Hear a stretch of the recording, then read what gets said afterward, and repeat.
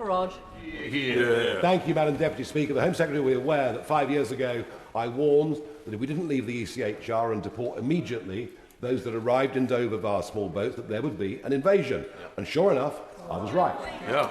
Today, a further 600 young men already today have been processed through Dover. Perhaps the odd Iranian terrorist among them. Who knows? How do you know? How do you know? Does the Home Secretary accept How do you know that their policy of smash the gangs is a complete and total failure? And if that's the case, why should we believe anything else they said? The hallowed halls of Parliament echoed with a familiar voice. Illegal immigration is spiralling out of control. Look at the ever-increasing number of small boats crossing the English Channel. These vessels, often overcrowded and dangerously unfit for the journey, carry human cargo desperate to reach British shores.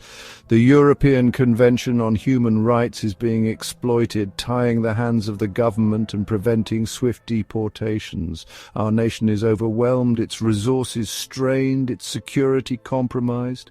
We must take immediate and decisive action to stem the tide of illegal arrivals and regain control of our borders.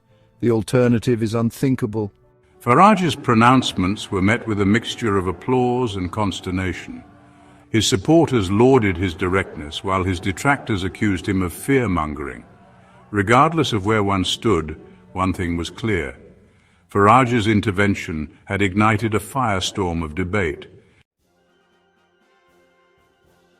I acknowledge the seriousness of the situation and the very real dangers posed by the small boat crossings.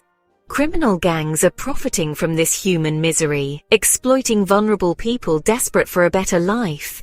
However, leaving the European Convention on Human Rights would be detrimental to the UK's standing in the world. Instead, we need a more nuanced approach, combining tough enforcement with a commitment to international law.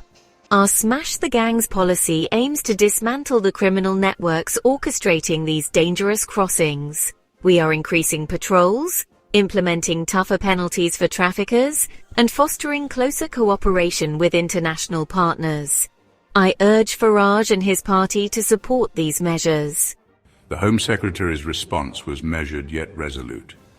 The debate, however, was far from over, as Farage's intervention had brought the issue of border security to the forefront of national conversation. The debate raged on, fueled by a steady stream of headlines and harrowing images.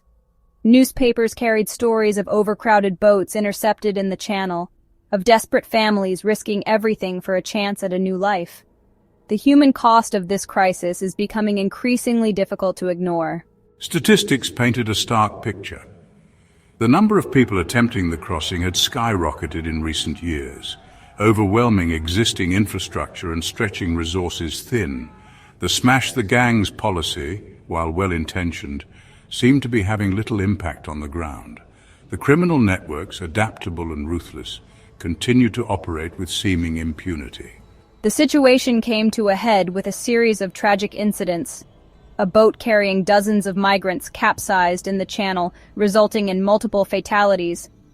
The images of bodies being pulled from the water, lifeless and battered, sent shockwaves through the nation. The tragedy sparked renewed calls for action, for a more humane and effective approach to managing migration.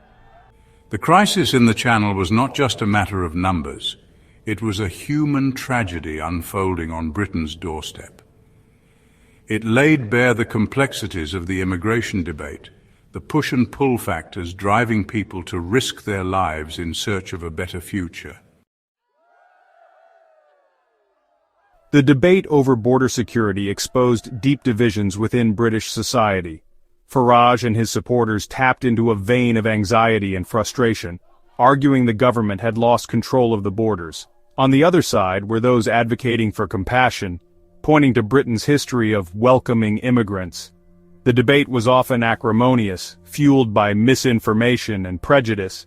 It played out in Parliament, living rooms and pubs, straining relationships and highlighting the challenges of governing a polarized society.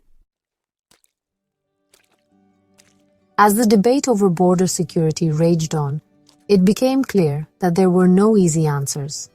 The issue was complex and deeply intertwined with global trends. Balancing security with humanitarian obligations required a nuanced approach. The government smash the gangs policy was not enough. Addressing root causes like poverty and conflict was essential. Greater international cooperation and investment were needed.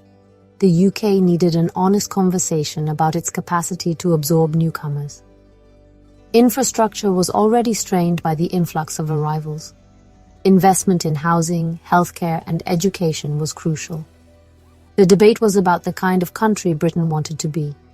It was about values, identity, and the UK's place in the world. Finding a solution required leadership, compassion, and dialogue. The stakes were high for the UK and countless individuals.